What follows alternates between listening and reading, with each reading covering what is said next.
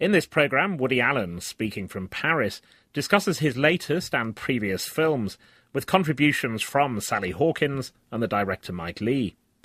Although Woody Allen has not been seen as a political filmmaker, Blue Jasmine can be viewed as a credit crunch movie, in which the central characters both suffer financial hardship.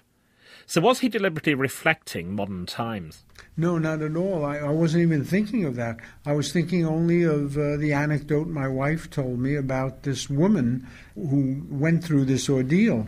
So I wanted to make a kind of psychological movie about the tragic downfall of a woman who had everything and then couldn't cope with her life when it turned around and even proved in a tragic way to be the seeds of her own destruction with her character flaws and her impulsive action. And that's what I was interested in, the fact that it had social resonance because of the coincidence of it resonating with the financial shenanigans that have gone on over the last decade, and the economic downturn was completely accidental and maybe contributing to some of the popularity of the movie, because people are very interested in that, socioeconomic aspect of it, which I did not intend. As you suggest there, the Cate Blanchett character has a complete breakdown. There are some very difficult scenes. Do you, in a case like that, do you work very closely with the performer, or do you leave them a lot of leeway to work it out for themselves? No, I leave them complete leeway, and if they do something egregiously wrong, I will call it to their attention and do another take. But 95% of the time or more, if you leave them to their own devices, they give you an honest and true performance, and it's very rare that they make an egregious mistake. They may make a small mistake now and then, but usually it's all in the performance. I always wanted to do something with my life. I didn't just shop and lunch and go to matinees. I ran charities for poor people, raised money for museums and schools. With wealth comes responsibilities. I wasn't just some mindless consumer like so many of my so-called friends. Though I won't say I dislike buying pretty clothes. Tip big boys. And there's a very wide range of casting in your films. For example, in Blue Jasmine, we have the comedian Andrew Dice Clay. We have the English actress Sally Hawkins. Do you keep an eye out for potential actors, or do you rely on casting directors for those kind of suggestions? Well, in the two cases you mentioned, I happen to know the people because I worked with Sally before, and I was very aware of her as being a tremendous actress, and I knew Andrew Dice Clay as a stand-up comedian because I was a stand-up comedian. So in this case, but very often my casting director, Juliet Taylor, introduces me to people that I never heard of and that I don't know at all. She shows me film on them, and she brings them into town for me to meet them, and it turns out that I wind up casting them because she's introduced me to the correct people for those roles. And it's an obvious question, but the actors that you do know, do you ever think while writing that's a Sally Hawkins role or that's an Alec Baldwin role? Yes, I do. Sometimes when I'm writing, I think to myself, and you're particularly right in this case with Alec, when I was writing it, I thought to myself, gee, Alec would be perfect to play this guy. He'd be a great, attractive man of that age, and a banker, an investment guy, and he would just be perfect. And I was fortunate because he lives in New York, and I know him, and I was able to get him. I know who. It was that vacuous troublemaker, Lydia. Am I right? Were you? It had to be Lydia because I was having a business lunch with Amy at the Four Seasons. Did and Lydia was there. you take her hand? Are you nuts? You think if I was having an affair, I'd be crazy enough to have it in public at the Four Seasons? Well, I don't know. Sometimes you drink at lunch. Sally was a different story. I wanted an American girl for that part. I wrote it for an American, and I couldn't find one that I really liked for the part.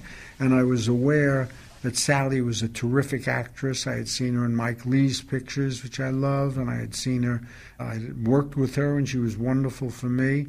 So I took a chance that she could do an American, and of course she came through for me with flying colors. I don't want you to think I'm just easy, because I'm not. No. You know what I think? I think you're a fun-loving person. I am. Yeah. Yeah. And that's what I am. I can see that. I'm easygoing by nature. Yeah. That's what I bring music to people's lives. You're very sweet, you know? I never had a sweet guy before. Blue Jasmine is the English actress's second Woody Allen movie, following Cassandra's Dream in 2007. One of the director's 3 UK films during his European interlude. So how did Sally Hawkins first get the call from Woody Allen 6 years ago? I think a casting director got in touch after seeing the read on tape, and I got asked to go to his editing suite, which is used since the 70s, and the one I met him for Blue Jasmine in as well. And he edited Annie Hall and Manhattan. You sort of go in and touch the walls, and it's like it's hidden behind walls, and you think it's kind of like a bit like Alice in Wonderland. You don't think you'll ever find it again. And what did he, at that first meeting, what did he ask you? He gave me some scenes. He didn't give me the whole script. It was a very quick meeting. He doesn't like to hang around, and I really love that about him. He's no chit-chat. And it was very quick. It was, these are the scenes I want you to read, have a look, and I'll be in there, give us a knock when you're ready. And sat in the dark in his editing suite, not just with sweat, not knowing where I was, probably a little jet-lagged. And the way he writes on an old-fashioned computer, old-fashioned typewriter, in fact, and then cuts out words, lines, and then will staple them in. And that was all over the paper. It was just a work of art. I wanted to take it home with me at the end. This sounds name-dropping, it isn't, but I interviewed Alan Alda, and he described being in a Woody Allen film with Meryl Streep. It is name-dropping. But the story Alan Alda told, he said that at one point, several weeks in, Meryl Streep turned to him and said, "I don't think Woody realises I'm in this picture," because she'd had no direction of any kind at all. Is that what it's like? That sounds... I think I said probably the same thing. But I love that about him. And he does know exactly who you are. But if you're not getting direction, it's because you're doing the right thing, I suppose. He can be incredibly precise and detailed. And if he thinks you're going in a wrong way, he will steer you in the right one. I'm sure he did know that Meryl Streep was in his film. But he also told us that, exactly as you say, that he says he only intervenes if the actor is doing something egregiously wrong. Right. Now I'm scrolling back over the times he did interfere. I think, oh, God, embarrassing.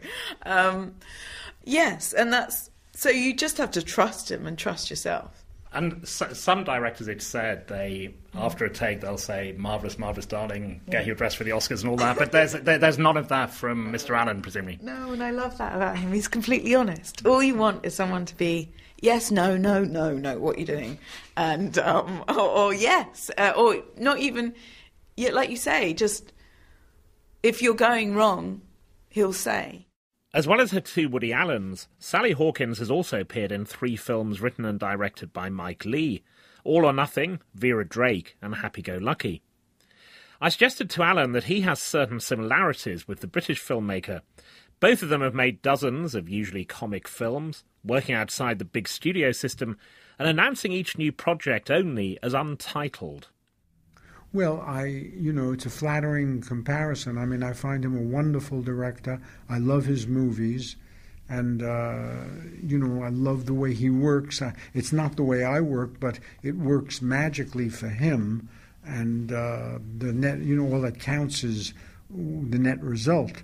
I work my own way and get the result that I get my way.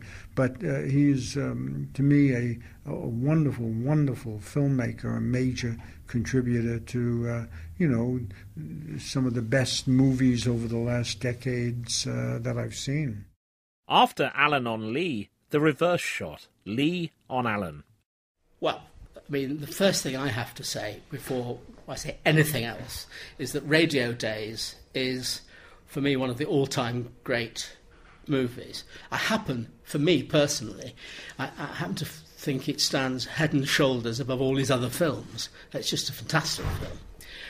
I'm, of course, flattered by what he says. And, you know, somewhere along the line, there's obviously, it would be ludicrous to deny that there's a kind of rapport. I mean, I've just looked at his filmography this morning, and his first proper film was Bananas, which came out made the same time as I made Bleak Moments. And I mean, he's just knocked out about 10 times the number of films. And I mean, the result of that is, I mean, I admire hugely the range of the nature of what he does. But, and some of it is great. And some of it is dreadful, quite honestly. I mean, some of it is so, you know, I mean, you know, you kind of feel, come on, Woody, you're phoning it in, you know, and it's all of that. But I've got a great soft spot for Zelig, Annie Hall, Hannah and His Sisters, Crimes and Misdemeanors, Bullets Over Broadway, and Mighty Aphrodite was probably the last one that I really liked. It wouldn't be a surprise to you or anybody else if I said that on the whole, I've kind of felt a bit sad in the last decade or so with his European films because, you know, again, you know, this is the man that made Radio Days. I really look forward to Blue Jasmine, which sounds, is it a return to form? I think it is, yeah. I think it certainly is. You talk about the rapport, the obvious overlap, although your filmmaking process is very different, is that both of you start off with Untitled and the date. You prefer the people who put the money up to know nothing whatsoever, and you make your own films essentially outside the system. That is a clear overlap. Without any doubt. I mean, that's a practical thing, and plainly It's also a personality thing, isn't it, as well? Well, it may be, but on the whole, it's about the kind of films one wants to make, which don't fall into formulaic, easily formalisable categories. I mean, what's interesting is it is true that Woody, if you're an actor in a Woody Allen film, you only get the bits of the script that are about your character, and that relates to aspects of what I do. But Woody, and again, I'm really, this is what I gather particularly from Sally, Woody's not interested in, and legitimately not, in process or in backstory or in... Sally says, Woody just wants you to show up and be the character, and it doesn't really matter how you got there, and he doesn't really want to know about any preparation. Whereas, of course, by the very nature of what I do, where I don't do what he does conventionally, he writes a script. I don't do that. I arrive at a script, as we all know. And so, in a way, I'm much involved in a very detailed way with the actors, with the process, and that's part of the discovery of the material. But quite frankly, this is a subject which is neither here nor there. There are Woody Allen films, and the great ones are great, and there's what I do, and anyone should say whatever they feel about it, and I'm flattered that Woody says what he does. And also, although you both made different types of films, you start, you may argue with this, we often argue, you start from comedy, I think, both of you, don't you? I hate to be grand about this, but if you mean comedy in the Chekhovian sense... Yeah, yes, I do. Yes, of course. Yeah. I mean, look, I hope I've made films that are deeply tragic and reduce you to tears, but I know I've made a lot of things... I can never resist being funny a substantial part of the time, and the same is true of Woody. There you go. It reminded me, when I thought a lot of Mike when I was working, and the way Woody is, and yes, Mike is building that world together and creating it together, and it's very much a creative process, and you're creating the script with him as well. Woody has done all that and almost wants you to jump on, he wants you to almost somehow, sometimes telepathically know where he was years ago with that, and I would love to have been in his brain. They're almost like they're two extremes, or they're two ends of the scale, and yet they find themselves in the middle and overlap. It's like Venn diagram. And it felt like similar in a way. They just feel like, and they've come from similar backgrounds, and that's quite interesting in itself. There is one amazing technical similarity, isn't there, that you only know the sections of the film that you're in with both of them. Yes, although I got the script and Kate did too, and I think because we're in so much. Because I think in the past he has often only given actors the pages they're in. Yeah. And I understand that, because your character, you in life only know what's here in front of you, and it makes sense in terms of a film as well. It's just common sense. You don't anticipate, or I think it keeps it fresh and alive. And I think Shakespeare did the same. And, all the greats. So I really like that, and it just adds an element of mystery and magic. In common with Mike Leigh, many critics and filmgoers see a sharp distinction in quality and originality between Allen's domestic and foreign films, with the possible exception of Vicky Cristina Barcelona and Midnight in Paris. So does he feel happier on home ground? No, I loved working in London on 3 or 4 films. It was very enjoyable.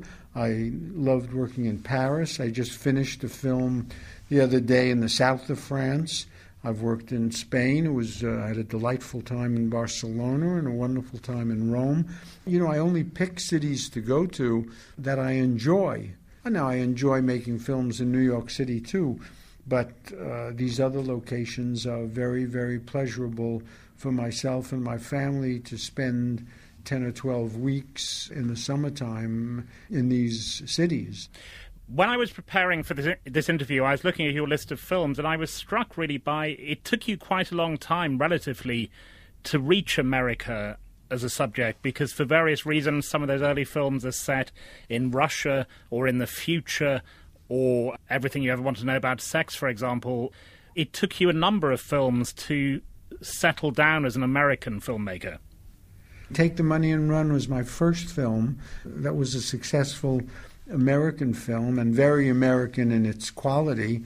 And the films that followed it, Bananas and Love and Death, and were very kind of typically American humor. Sleeper.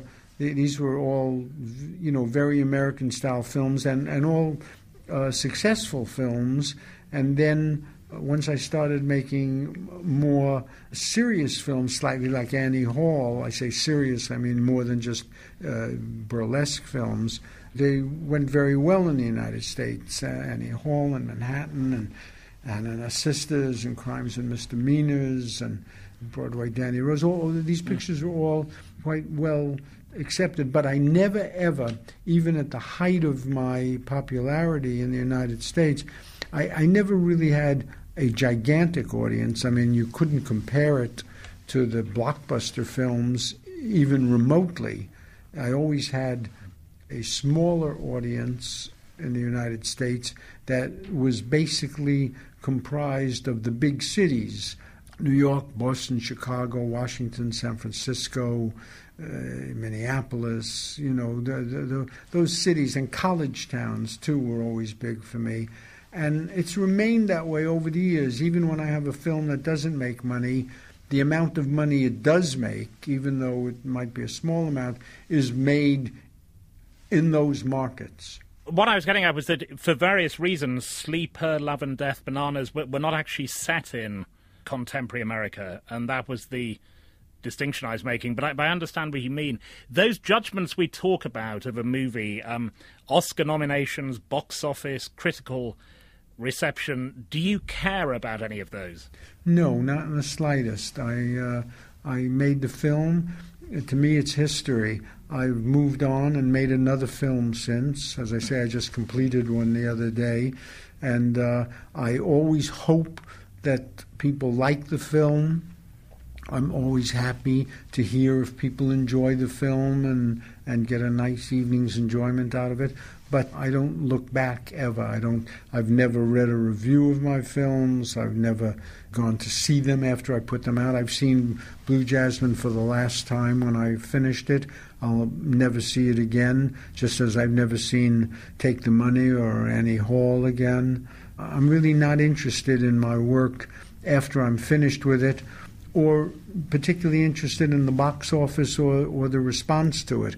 As I say, I'm always happy if someone says people like your movie, or and if you ask me if I prefer people to like it to not like it, of course I prefer that people like it, but I don't really care very deeply, and certainly not deeply enough to do anything to seduce an audience or cajole them into liking any of my movies. If you were ever in a hotel room watching television and one of your movies came on, you would not watch it?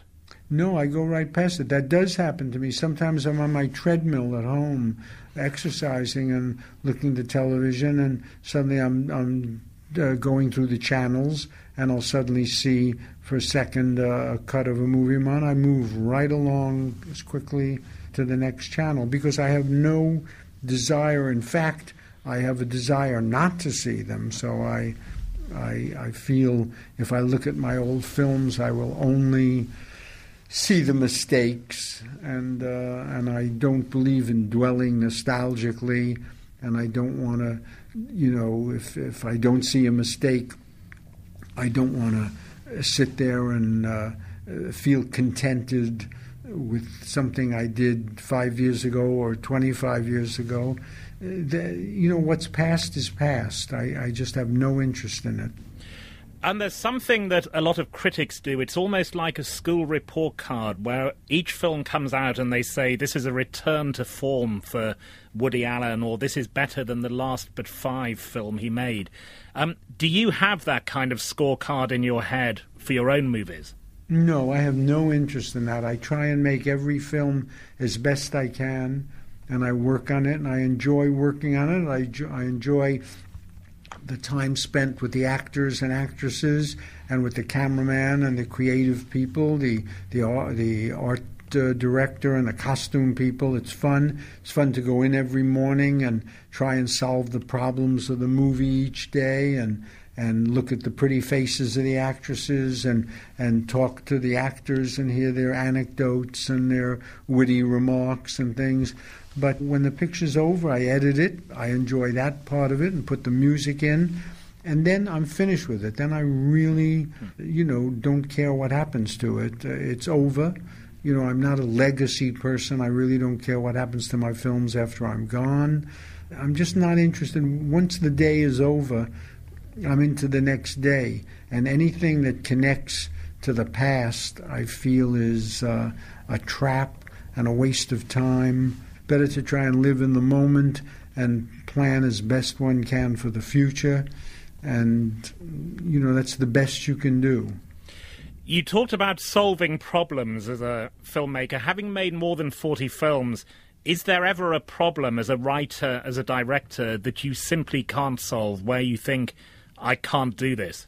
Yes. There are problems that emerge sometimes in a script, and certainly when you're shooting, that you just do the best you can with, because they're unsolvable. You just can't seem to figure a way to make something happen, or to get a character to be believable with a certain action, or to get the audience interested in a particular thing, or to make a particular joke work, or a particular emotion resonate with the audience. This happens a certain amount of times for sure.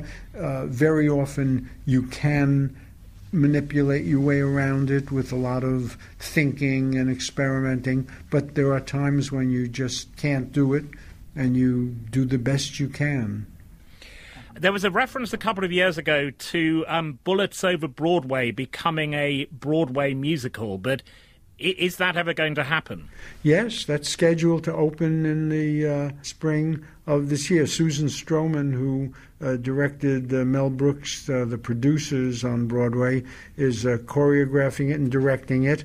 I did the adaptation. It's been cast, and they go into rehearsal in the fall, and it will open on Broadway in the spring. And have you written music for it? The music is all vintage 1920s music.